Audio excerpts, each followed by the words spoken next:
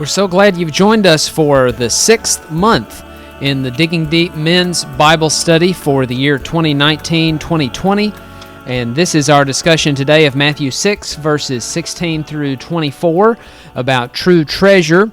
And as always, you can find our monthly podcast discussions on Google Play and Spotify and Apple Podcasts. And we're joined, as always, by Ben Gisselbaugh, who is helping us with all of our material and all of our study for this year. Great to see you, Ben.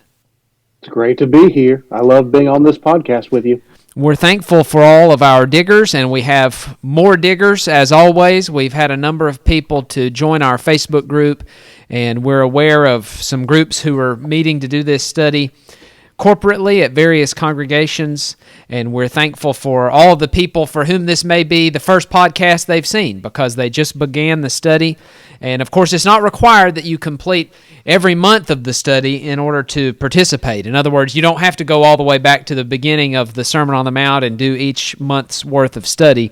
You can begin at any time, and we would encourage you to participate to whatever degree you want to in our Facebook discussion group. A reminder that we also have the Digging Deep Pulpit series of sermons preached by my dad, Glenn Colley, and those are posted on my blog at calebcolley.com/digging deep. All of those are posted there, as well as our material, that is the PDF files of the study outlines that will prompt your responses that hopefully will be a tool for you to engage with the text. And Ben and I are just finishing up in the coming days our third quarter's worth of studies. That is the study that will go from March to April to May, and we'll be publishing that no later than the end of February, so that when March the 1st hits, you will be able to hit the ground running, and we'll be beginning with the next passage right at the end of Matthew 6, and then we'll go into Matthew 7 before the end of the third quarter. Any other comments about housekeeping things that you can think of, Ben?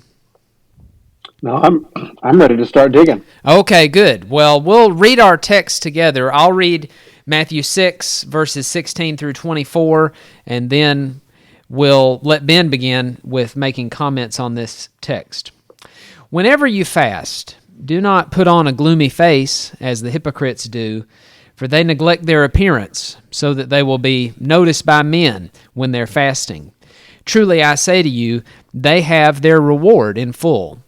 But you, when you fast, anoint your head and wash your face, so that your fasting will not be noticed by men, but your Father who is in secret, but by your Father who is in secret. And your Father who sees what is done in secret will reward you. Do not store up for yourselves treasures on earth, where moth and rust destroy and where thieves break in and steal, but store up for yourselves treasures in heaven, where neither moth nor rust destroys, and where thieves do not break in or steal. For where your treasure is, there your heart will be also. The eye is the lamp of the body. So then if your eye is clear, your whole body will be full of light. But if your eye is bad, your whole body will be full of darkness. If then the light that is in you is darkness, how great is the darkness? No one can serve two masters, for either he will hate the one and love the other, or he will be devoted to one and despise the other. You cannot serve God and wealth. Okay, Ben, let's talk about fasting in the first place, because that's how the text begins. Whenever you fast, here's what to do. Well, look at how the text flows. Remember, this all started back in Matthew chapter 6, verse 1, where he says, beware of practicing your righteousness before other people in order to be seen by them. And then he's giving three illustrations. Jesus has always been eminently practical. So he's applying that central teaching in verse 1 in three different visible areas of life. Giving to the needy in verse 2, and you have, of course, there in verse 5, prayer. And then right after he talks about prayer, he parenthetically adds that model prayer. By the way, here's how I want you to pray. And then in verse 16, he comes back to the third application of the point in verse 1, and he talks about fasting. And so really, 16 through 18, if you think about it, really kind of belongs in that discussion started in Matthew chapter 6. But all these months, every part of this sermon relates to another part. And so what we're doing is fine. But by the way, just to make sure that we have the same approach to this, there was one question I had for you. Do you see, Caleb, do you see maybe a golden thread that's weaving through the discussion on fasting here in verses 16 through 18, and then when Jesus transitions in verse 19 to the conversation about materialism, because it's all related.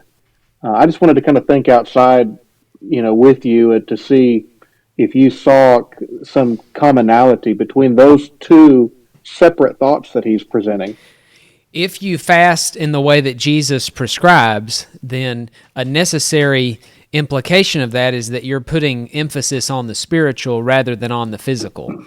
In other words, your God is not your belly if you're doing the fasting the way Jesus intends. And so that would flow right into the discussion about your treasures not being on earth, but your treasures being in heaven. Absolutely. That's what I was thinking. If we're about the things of God, then not only is that going to be seen in different areas, our prayer life, our devotion to God, what's really important to us when we give, but that's also going to be seen in how we view material things. And so the things of God, in other words, are far more important to us than the things of this world, whether they be the approval of men, which is what verses 1 through 18 are about, or our wealth in verses 19 through 24. And so I just think it's worth stepping back and seeing the big picture that Jesus is showing us. So anyway, that's just one thing I just wanted to point out before we get into our fasting. But what would you say, Caleb, is fasting? How would you define it, and kind of what caveats might you give to explain what it is and what it's not? Because fasting is one of those topics that are abused, or at least they're just kind of the word is thrown around, and there's a lot of interest in fasting today. What would you give? What kind of counsel would you give? Well, it's not just a diet. You pointed that out, although it may have the same physical effect in many senses as dieting, but it's for spiritual focus. It's neglecting, and not just neglecting, but refusing food or drink for a period of time in order to devote oneself to the spiritual and to focus on service to God and making sure your heart is pure. And so it has a distinctly spiritual focus, but of course, as Jesus is saying here, it's not to show off for other people. It's an inward thing. It's also not wrapped up in the same asceticism that is described in, for example, Colossians 2, about self-abasement, where people think that just because they refuse food for a certain amount of time, that makes them right with God. But it is an outgrowth of one's desire to be devoted to Him. Wouldn't you say that a lot of the, at least some of the popular teaching about fasting today is just that asceticism that we read about in Colossians chapter 2? If we're not careful, if we're not fasting because of something deeper, but we're fasting just kind of in and of itself. Look how spiritual I am because I'm fasting. Well, Paul says delighting. Colossians 2. Yeah, 2:18 there is where Paul says that these people were delighting in self-abasement. And so that's not what it is. Right. And I don't know about you, but I don't delight in that. Right. That's not a danger for me. Right. And I liked that in something that whether we were emailing about it or in some notes, you noticed that, in a sense, it's not a discipline. Although it would take discipline to do it, Obviously, when you're hungry and you're saying, no, I'm not going to eat, that is disciplining your body. Or as Paul says that you're in First Corinthians 9:27, that he needed to buffet his body or keep his body under restraint. Well, that's discipline, but it's not a discipline in the sense that it's something that is required of every Christian to do so often or something like that. So it can be misleading to use the word discipline alongside it as well.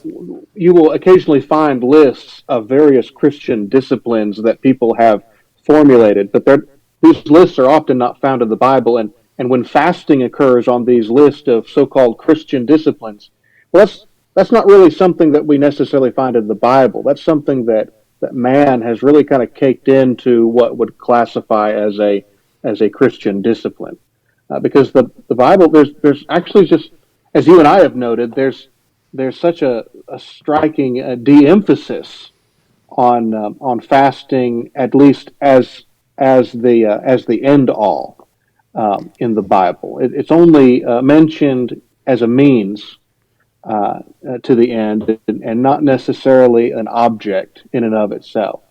Jesus' disciples, of course, were noted for not fasting in Luke 5:37 and 38. Mm-hmm. And it, of course, is expected. Jesus generally expected that his disciples would be those who would be fasting, at least in that time period, because he begins this discussion by saying, when you fast, indicating that it was likely that they would fast. Right. So then the implication of that would be that it's a good thing for Christians to do, but not a requirement. Well, I was looking at that word "when," and the word "when" really shouldn't be the word that's used. Jesus really used a word more closely to the English word "whenever." Mm-hmm. Whenever you fast. So Jesus isn't necessarily assuming that we are going to be fasting. He's not necessarily assuming and thereby approving that we're going to be doing it. He's really saying that if you happen to be fasting, do it this way. And that's one observation. I think the first person that pointed that out to me, I noticed Justin Rogers in his writings. He pointed that out, that it was really whenever and not when. And I thought that was very interesting. It's an action that hoton is it's a conditional, an action that is conditional and possible, and in many instances repeated. But you're right, that's not as strong as saying it's something that you're guaranteed to be doing. I used to, when I came across that, when Jesus said, when you fast, I used to think, well, that means that we, Jesus is just kind of assuming that we have to be doing that today. And, why aren't we doing that more? But that explanation, whenever, as opposed to when, that clarifies things for me. Now, Caleb, on that note, why don't we move on to question B under the heading fasting? What advice would you give someone who was thinking about fasting today? What counsel would you give?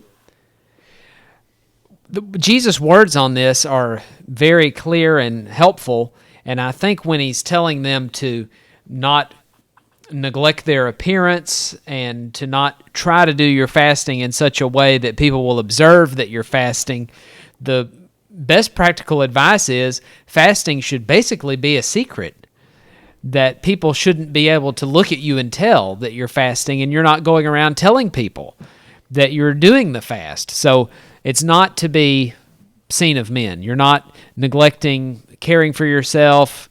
You might even say that you look as much as you can as though you are eating. Mm-hmm. You mean, Caleb, are you saying we shouldn't put ash on our forehead or any other marks demonstrating to the world that we're fasting? Right. You're not going to be noticed as a faster by the people who are around you. And you don't care if they know. The main thing is that your Father in heaven knows that you're doing this out of dedication to Him. Because it's not about other people. In verse 2, it's not about making sure people see us when we give. In verse 5, it's not about prayer, making sure people see us in our prayers. And it's not is making sure people don't see us in our fasting, because it's only about me and my relationship with the Lord as far as my righteousness before Him is concerned.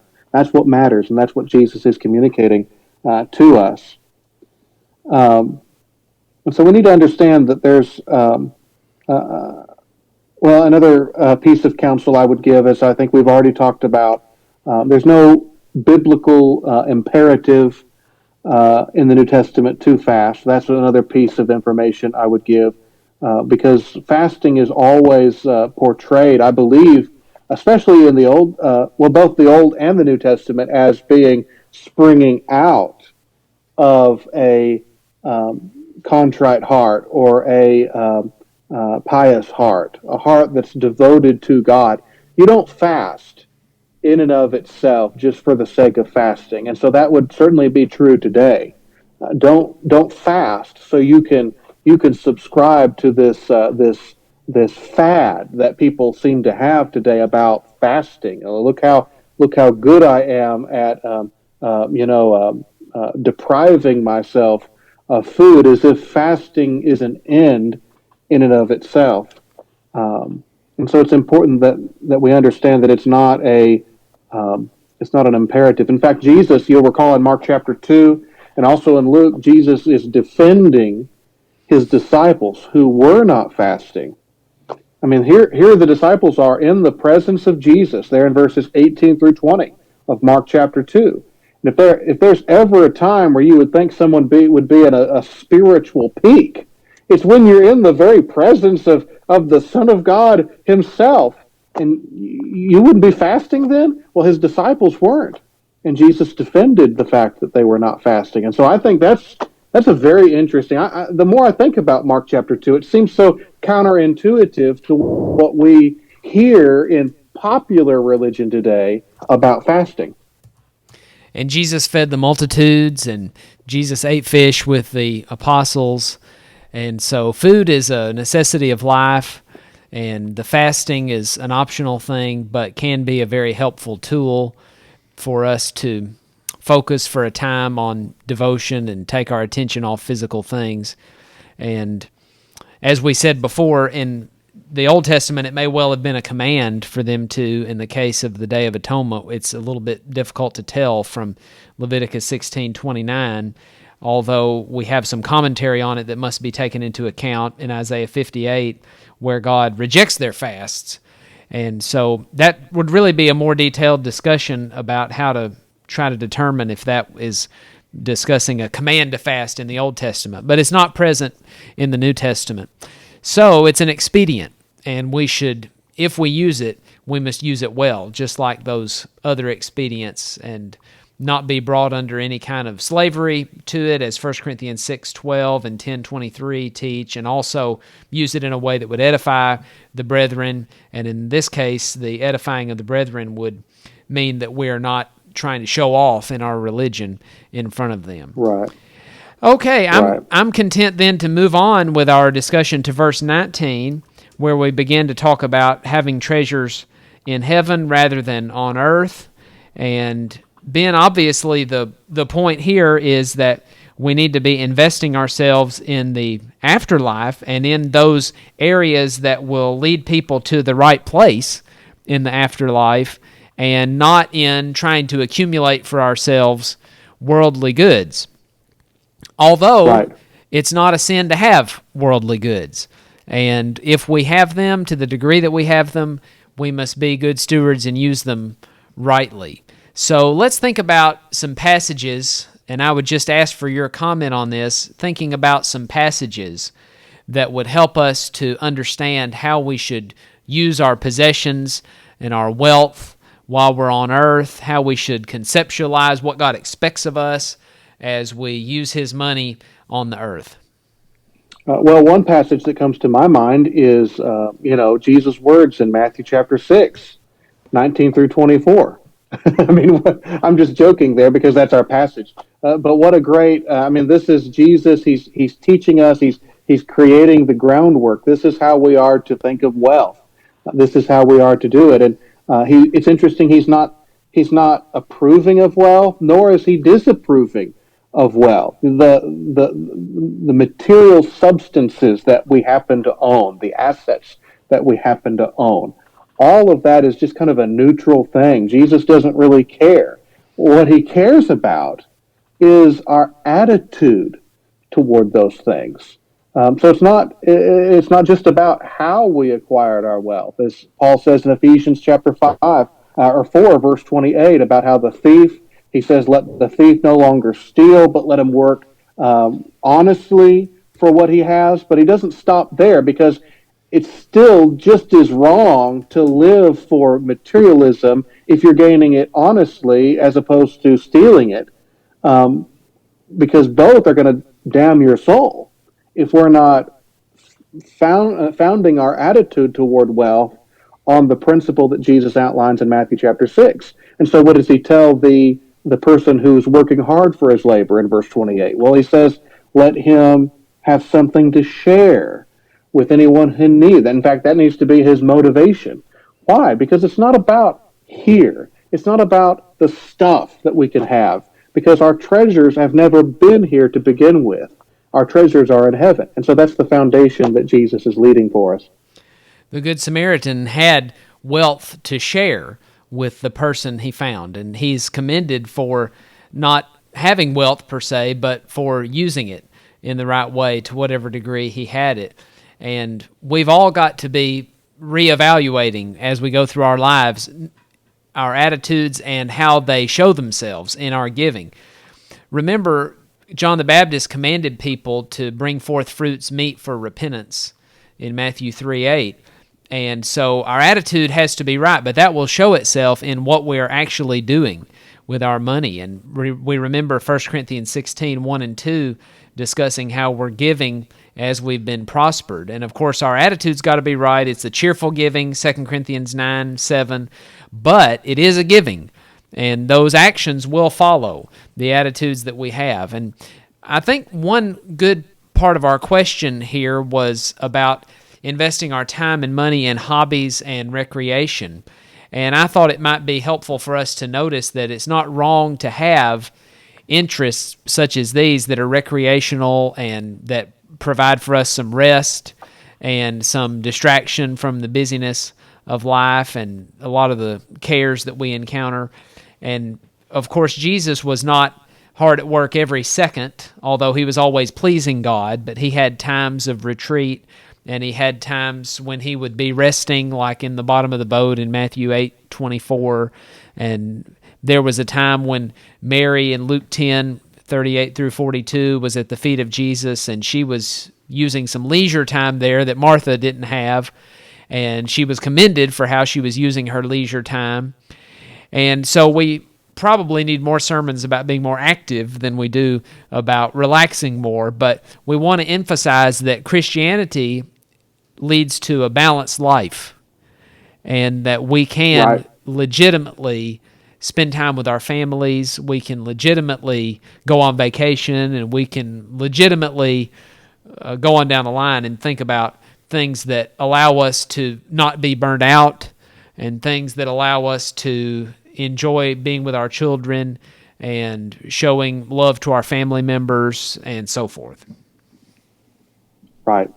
Absolutely. Of course, 1 Timothy chapter 6, verse 17 comes to mind, where Paul tells Timothy, remind those who are wealthy not to be haughty, don't put their hope in riches, but on God, as what Jesus is teaching in Matthew chapter 6. But then he adds, almost parenthetically, who richly provides us with everything to enjoy. I think that's such an interesting comment that the Holy Spirit did not have to reveal to us. We don't have to labor over, guilting ourselves over everything that we happen to enjoy that is of a material substance. We're allowed to enjoy things.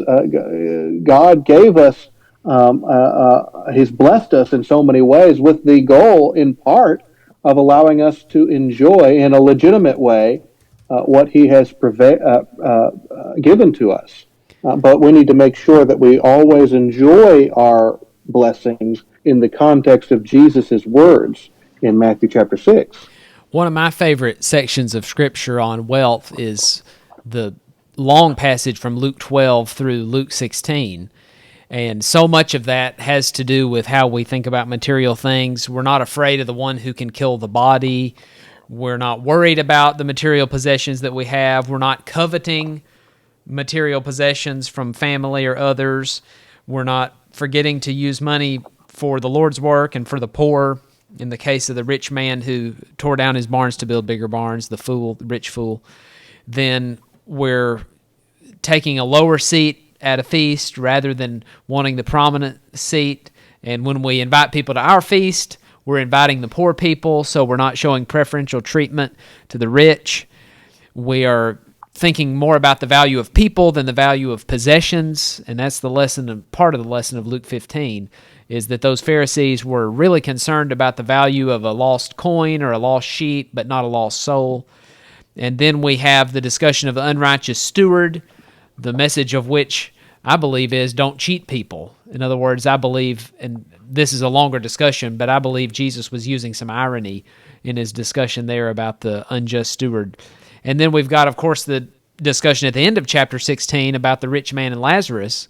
And obviously the poor person is the one who is saved. The rich one is the one who failed to use his riches properly. Again, not accusing him of being a sinner just because he had money, but because of how he used it. Right. Absolutely.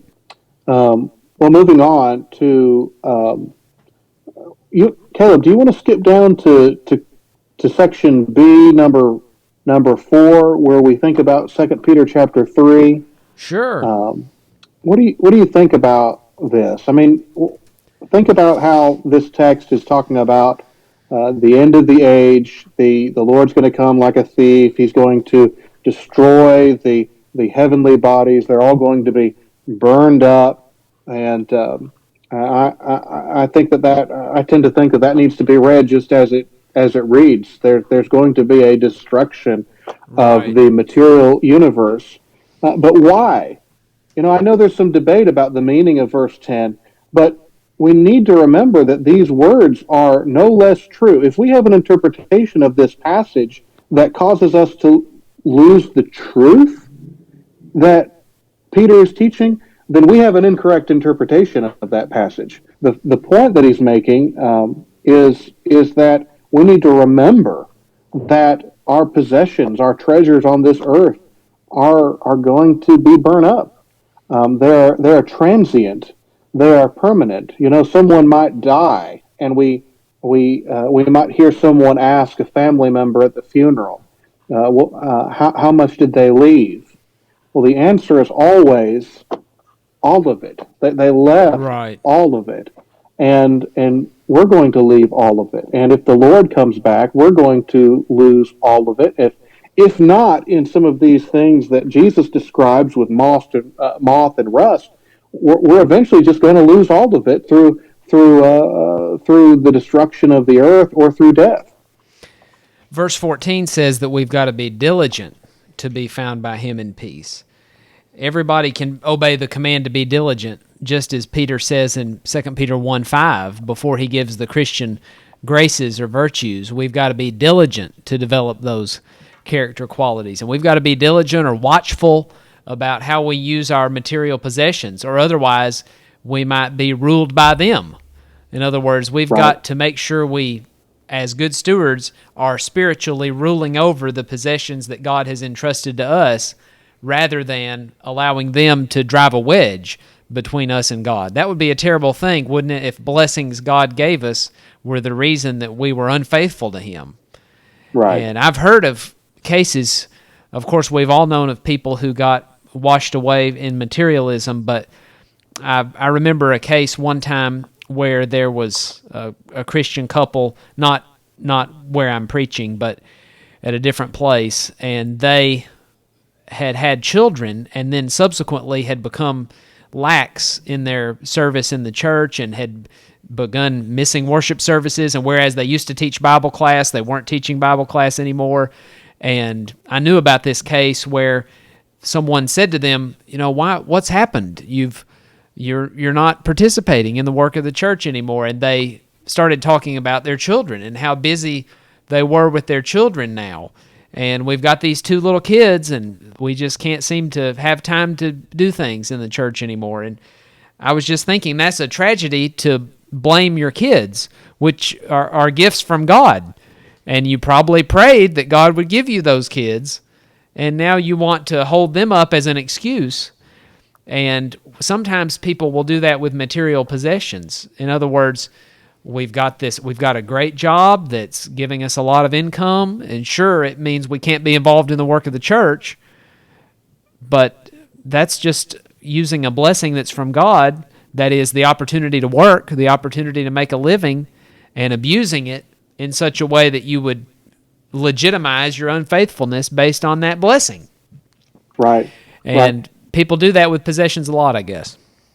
I was counseling a gentleman in my study just yesterday, and he was talking about how sometimes it's so difficult for him to, it's difficult, it's inconvenient for him to come to services sometimes, and that's why he was just trying to explain why he was not very faithful. And I said, God is not so impressed when we come only when it's easy for us, but our worship with Him is most meaningful when it's a real sacrifice to worship, when it really costs us something to come to the assembly. Maybe we're just exhausted through a busy work, or there's something going on in our life that's just it's just consuming us, but yet we still prioritize the service of God. And how much more meaningful is that worship to God? I mean, God's glorified when we love Him to that degree that we're willing to sacrifice for Him. And you and I know about how difficult kids can be. I mean, it does disrupt other things in life, including our involvement with the church. But we need to be able to prioritize the church to the degree that we're still, in spite of our children, willing to prioritize God. And our children need to have that memory growing up, how mom and dad were always active in the church, in service, but outside of service as well. And we don't need to deprive our children of that. We need to use our blessings as God expects us to use them. The uncertainty of riches is also a part of this discussion.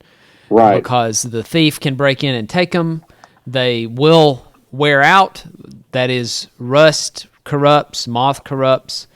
Heaven is incorruptible, so we need to lay up treasures there, as 1 Peter 1:1-3 explains. But the riches in this world are uncertain, and really, in the long run, they don't satisfy us anyway.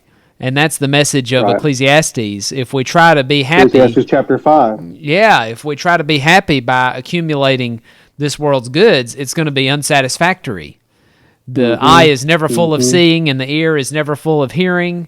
And Solomon, of course, did us a great favor, although unwittingly and at great pains to him, God providentially used his failures as a way of preventing us from having to go through some of the same experiences, because Solomon had more money than any of us ever will, and yet as he tried to spend it on his own pleasure, he found that it didn't satisfy.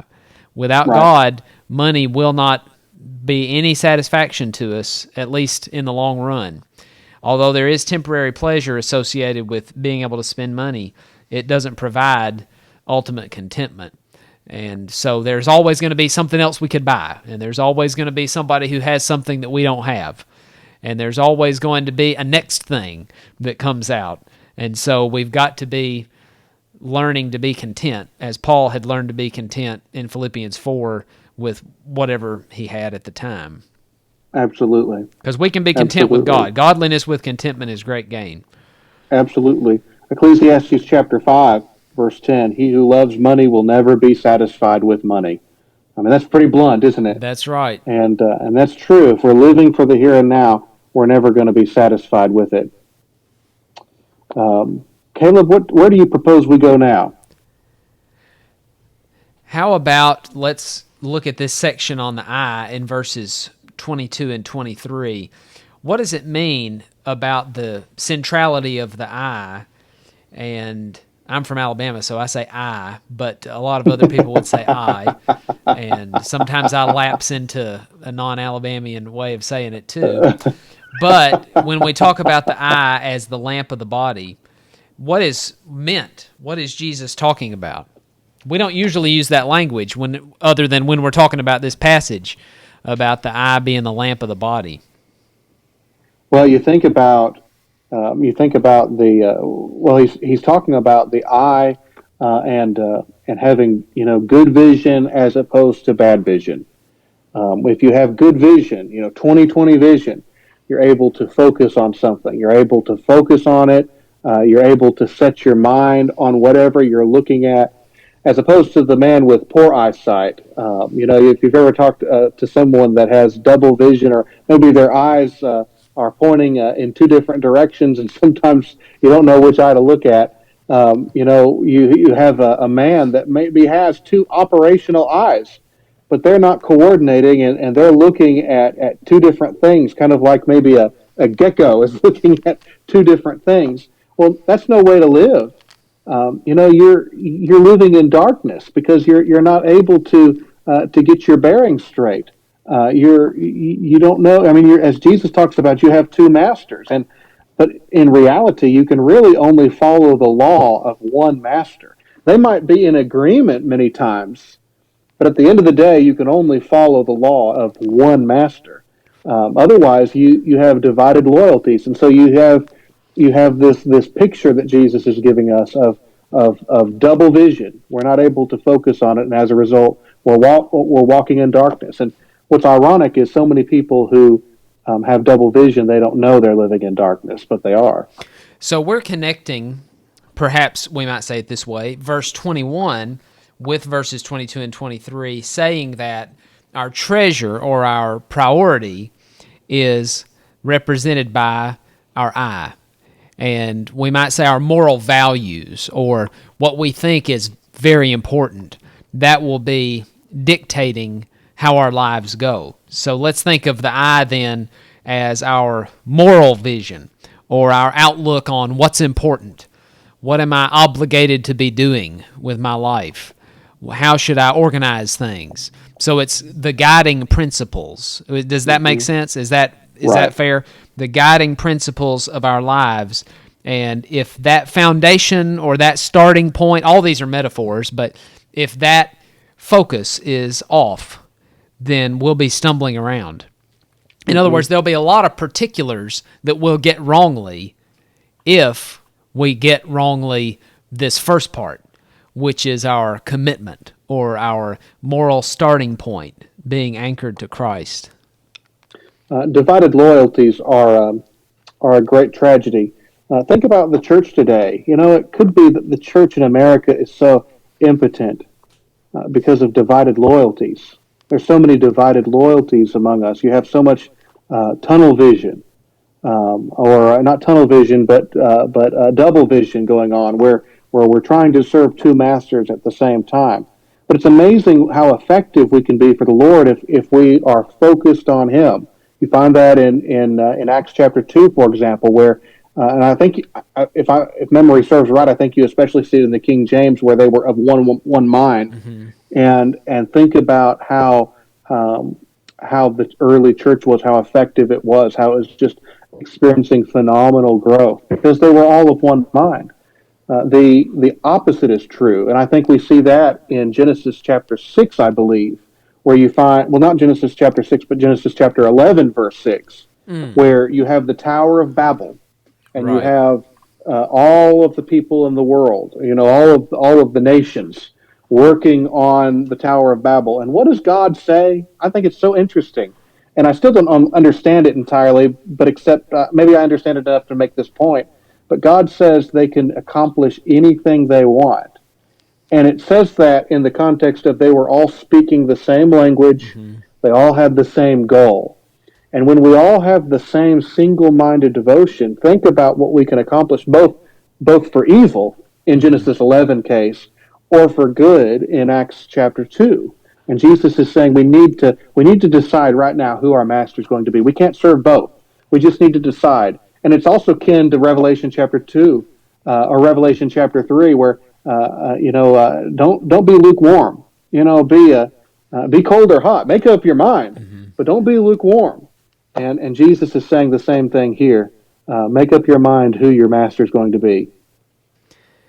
Luke 9:23 and 24 about denying ourselves and taking up our cross and following Jesus is certainly related here, because we've got to be willing to say, I'm going to put aside something that I might actually prefer in a sense because I have a higher commitment. I've got something I've already decided is going to be my focus. And when I read the prophets, I think of them in that sense, that they were calling the Israelites to their prior commitment, to say to them, you've already agreed that you're going to keep the law of Moses. That's what makes the Israelites as a nation of people, is that they have a charter, and that's the law of Moses. And the prophets were calling them back to that. And that means that their eye, in the sense of Genesis in Matthew 6:19 or 22, their eye had to be what it should be. It had to be focused primarily on the law. And in our case, it's the law of Christ, the law of liberty. And that will show itself in our family life, in our involvement in the church, in our prayer life, in our study life, in how we do business deals, in how we interact with people in the community, just in a million different ways, if our eye is good, if our focus in life is what it ought to be. That's excellent. I think that's spot on. And you can't serve God and money. It's certainly true that a person can serve money. I'm trying to think more closely as I study this passage about how that would look for a person to be a servant of money. And there are a lot of people who work with money on a regular basis. A banker is working with money all the time, but that doesn't necessarily mean he's... what that's like to work with money every day. But there are a lot of people who have some connection to money, but that doesn't mean you're serving it. So what would it look like if somebody is a servant of money, and that would eliminate him as a candidate for a servant of God? So how would that look? Yes. You find it exemplified several times. You find it there again with the Good Samaritan. He wasn't a servant of his money. He was using his money. His money was serving him for the service of God, at least presumably the service of God in that context. You have that command in 1 Timothy chapter 6, verse 17. We are to, not 1 Timothy, it's Peter. Let the thief no longer steal, but work honestly, work hard so he can give to those who are in need. Isn't that Ephesians 4:28? Yes, I believe that's right. And so we need to bear that in mind. It's interesting how we think of our possessions and our money serving us. We need to make our income, our assets work for us. But it seems if Jesus' words are correct, especially in view of Matthew chapter 7, I may be serving them. Most people are serving them rather than their assets serving them. They're serving their wealth. They're a slave to them. And so we need to make sure that we are making sure that we really are using our income for the service of God. We can't measure our success based on our bank account or on the kind of house we live in or whatever material measure it might be. Our success has to be measured in a spiritual way. This passage about the eye is one of those that reminds us that there is only one distinction. There are only two sides. In other words, there are not many different distinctions. There are only those who are on Christ's side and those who aren't. Like in Matthew 12:30, when Jesus says that if you're not with me, you're against me, and if you don't gather with me, you're scattering abroad. And on the day of judgment in Matthew 25, there are only two sides, the goats and the sheep. And in here, this passage, we find they're only the people who have a good eye, and if they have a good eye, everything is good. And if you have a bad eye, then everything is bad. Even though in daily life, we observe lost people who aren't living for the Lord, and they may even do a lot of good things. And this is often what the atheists will say about people who argue for the necessity of God for morality. They'll say, well, atheists do a lot of good things. Right. But there are only two sides. And, of course, we don't suggest that atheists can't do anything good. We're saying that objective morality requires the existence of God. That's another debate. But it's just an illustration of where people might think, well, look at the good things I do. Even if I'm not a New Testament Christian, even if I haven't had my sins forgiven, and even if my life is basically organized around meeting my own needs and desires, rather than sacrificing my life to God as a living sacrifice, even though I don't really invest myself in Christianity, well, I still do a lot of good things, and that's got to count for something, right? Actually, in the long run, actually, in the long run, no. If your eye is not right, it doesn't count for anything in terms of our ultimate destiny. We have to make sure the priority is what it ought to be. Right. Jesus would say, in other words, they have their reward. They have their reward now.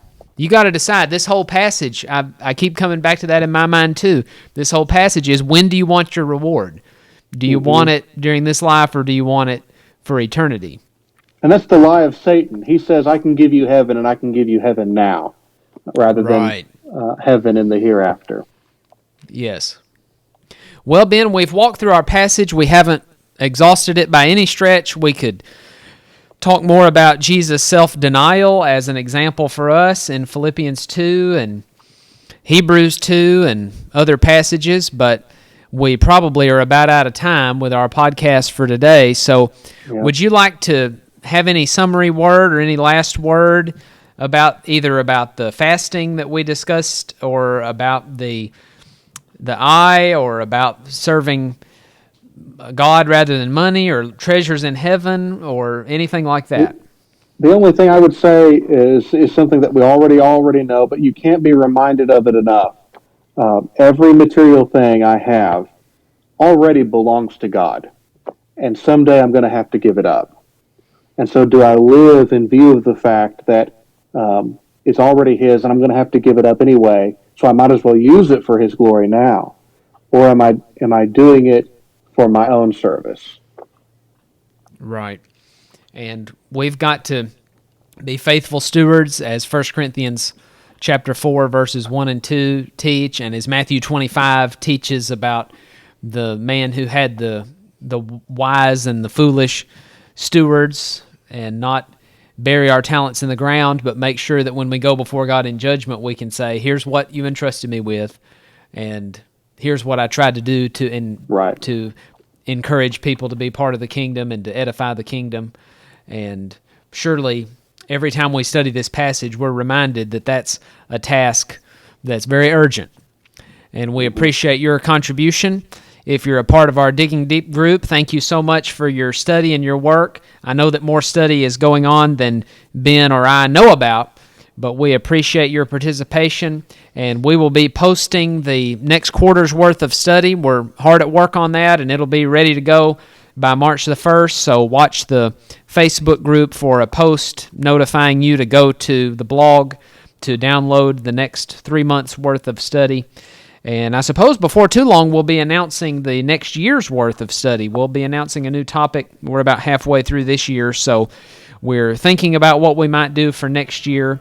And if you have ideas, we would be more than happy to hear them. As far as I know, we haven't decided a subject for our next year's study, although we have some ideas. But we will be looking forward to hearing your comments. Please do comment more in the Facebook group so that you can contribute to our discussion on the podcast.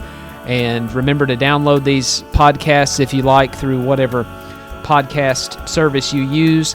And Ben, if there's nothing else that you would like to say, then we will thank you for being with us and thank everyone for listening. And we look forward to seeing you next month on this podcast. And stay in touch with us on the Facebook group. Thank you very much for your good work in digging deep in God's Word with us.